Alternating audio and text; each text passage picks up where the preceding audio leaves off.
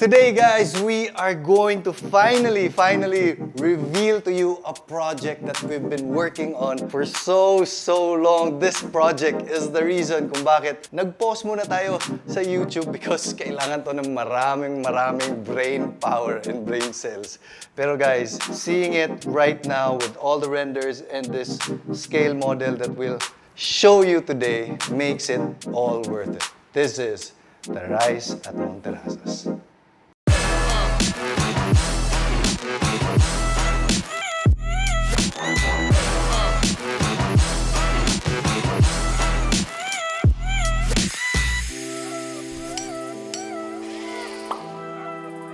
Okay, so before we actually do a reveal of the project, pag-usapan muna natin yung backstory behind this entire development because it's very interesting, especially because we are building it on the side of the mountain. So we had like 3 pillars in mind when we were designing this. We wanted to be architecturally forward, something that Cebu or the Philippines has never seen before. We wanted it to be not just maganda tingnan, pero very usable din and may added benefit to the user. And lastly, because we're building on a mountainside, we want the project to be as sustainable as possible. And we've had several iterations to get to this point. This whole thing actually took us maybe around 300 different versions. So gusto ko lang mag-thank you kay LLG Architects for being really patient with us. So these were some of our past designs. And if you see right here, it looks like any other project. It doesn't hit those pillars na gusto namin. You can even see na may mga retaining walls dito, meaning in the original design, carved out the mountain, so not as sustainable. And it looks very congested and traffic just going through the area. Hindi siya bagay to be on the mountainside. It doesn't belong there talaga. So, nag-step back na naman ulit kami and we kind of got inspired by working with nature. And the biggest inspiration for us was how us Filipinos work with nature in the past. We got inspired by the Banawe rice terraces.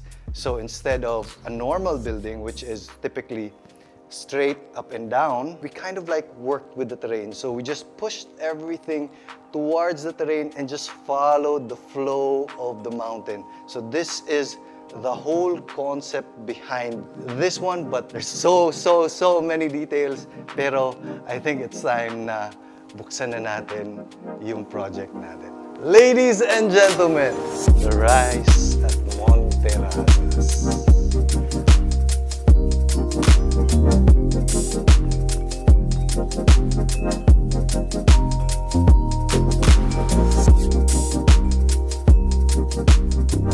This is what we've been working on for so long, and honestly, to see it in front of me right now brings so much joy to my heart because there was a lot of times where we thought, baka itong project na to, hindi to posible because there were a lot of details that we had to think through, to work on, just to make this into what it is today. So for example, kanina pinakita natin na vertical yung structure, di ba?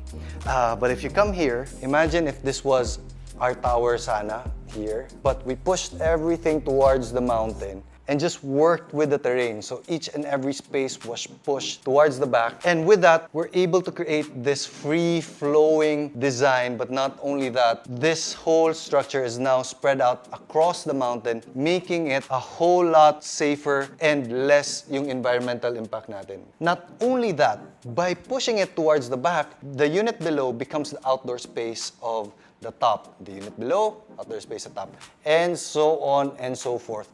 So, this makes the entire project feel more like a home because each and every unit, meron na siyang malaking outdoor space. Some of the units here even have a bigger outdoor space than my own house, and that is something we were able to offer for the Rise. Not only does it look good, it has all the advantages of a home with the advantages of condominium living.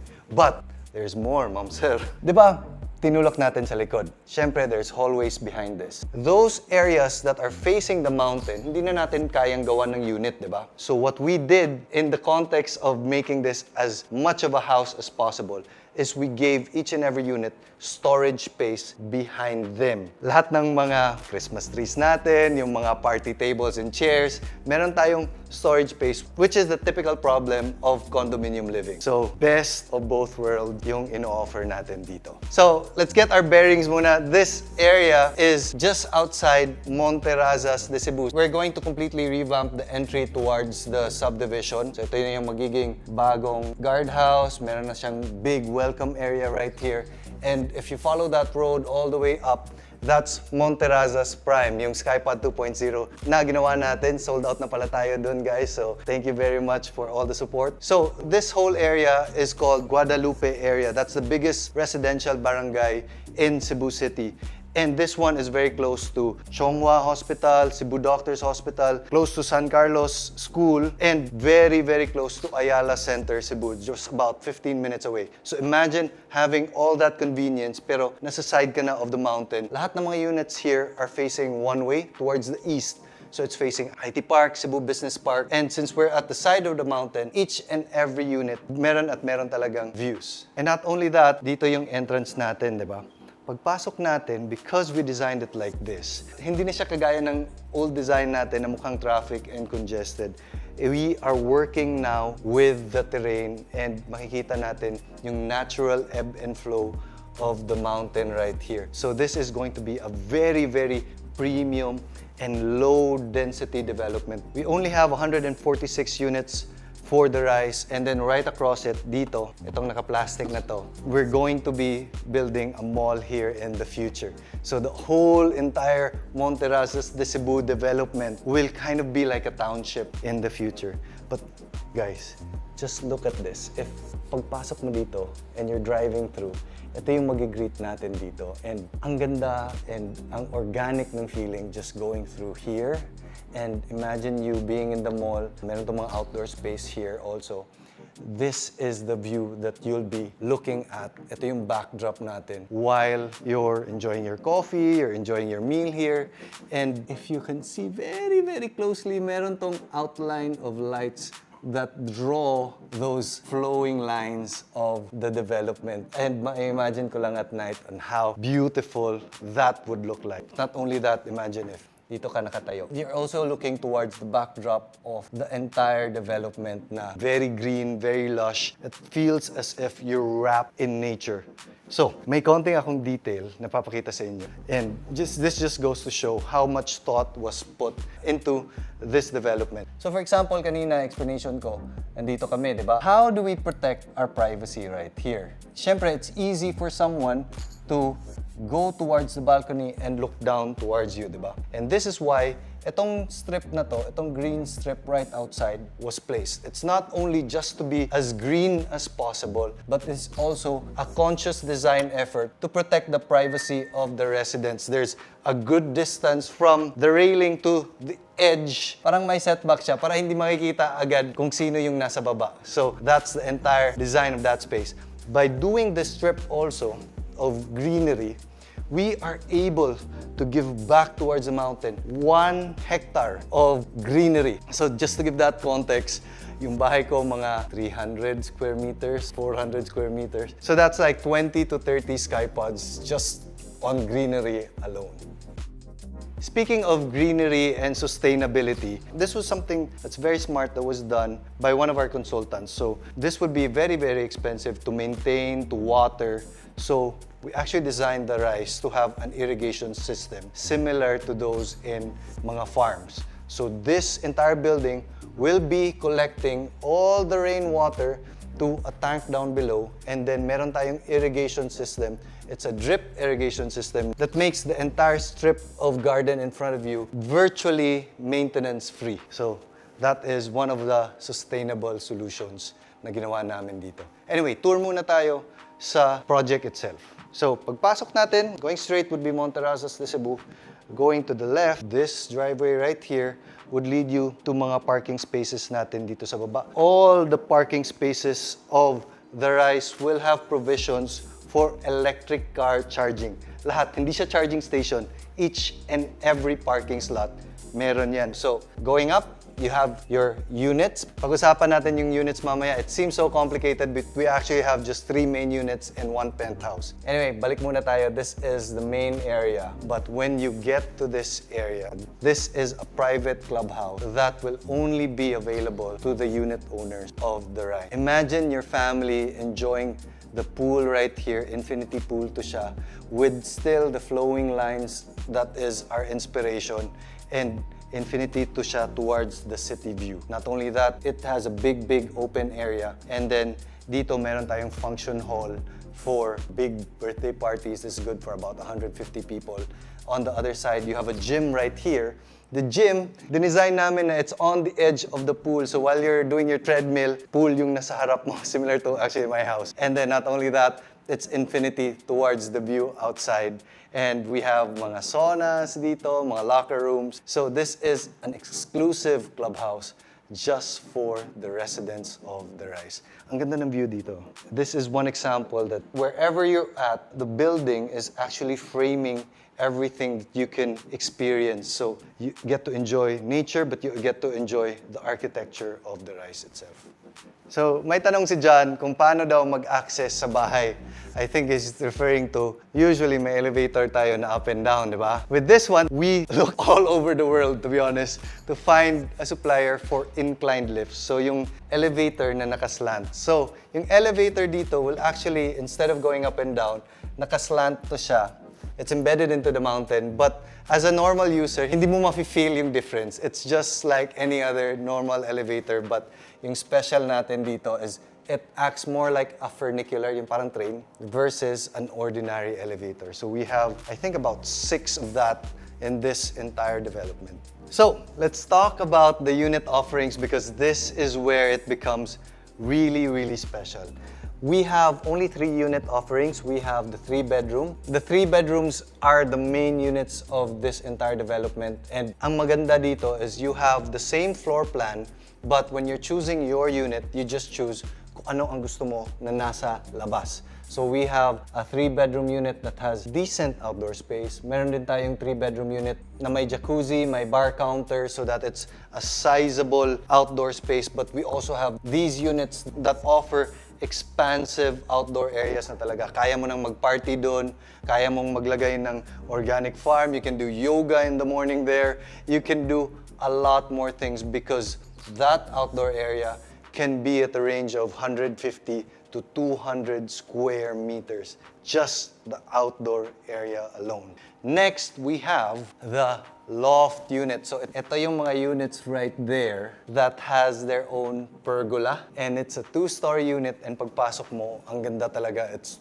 2 stories right away. You're looking at your own personal balcony, your own personal garden, and you're facing the views of the city. It has a personal elevator, it has 4 bedrooms, but the design itself is truly parang nasa bahay ka na talaga. So again, the advantage of having kind of like a house, but you have security, you have the condo management, you have every single advantage of condo living.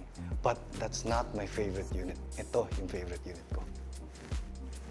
This is the pool unit. It's a bi-level pool unit. We only have 12 of these. Kinukulit ko na si Chris na bigyan namin ng budget. Pero the beauty of this is it's 2 stories, right?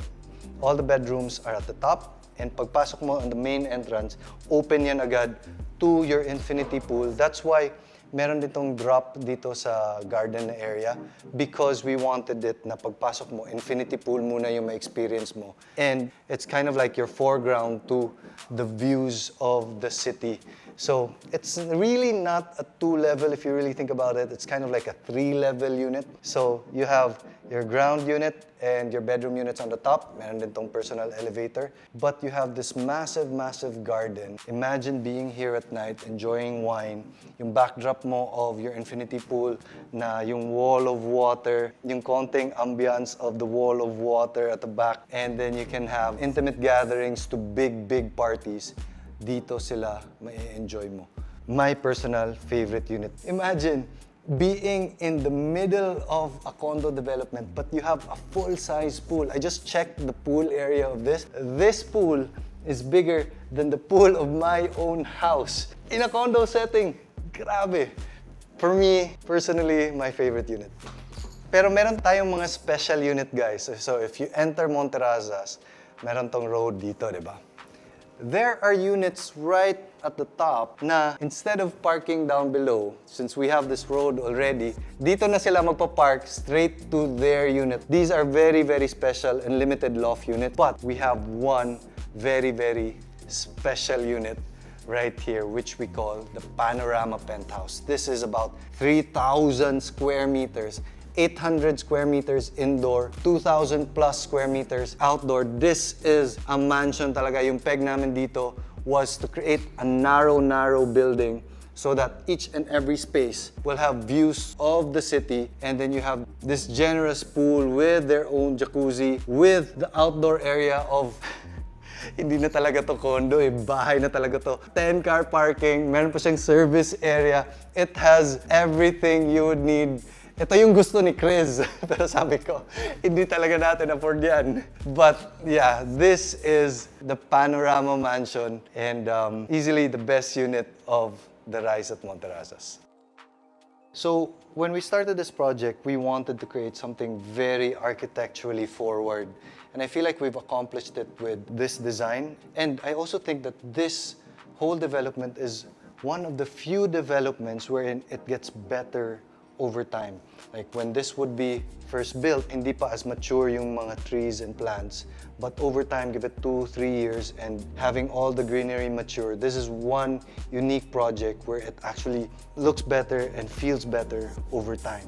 So architecturally, I think we've accomplished that from the use case perspective, the outdoor space, the storage area, the working with the terrain, the views and everything. I think we nailed it on that point. But on the sustainability front, from the irrigation system, and by the way, amenity area will be supplemented by solar power also. So that's another sustainability thing that we did.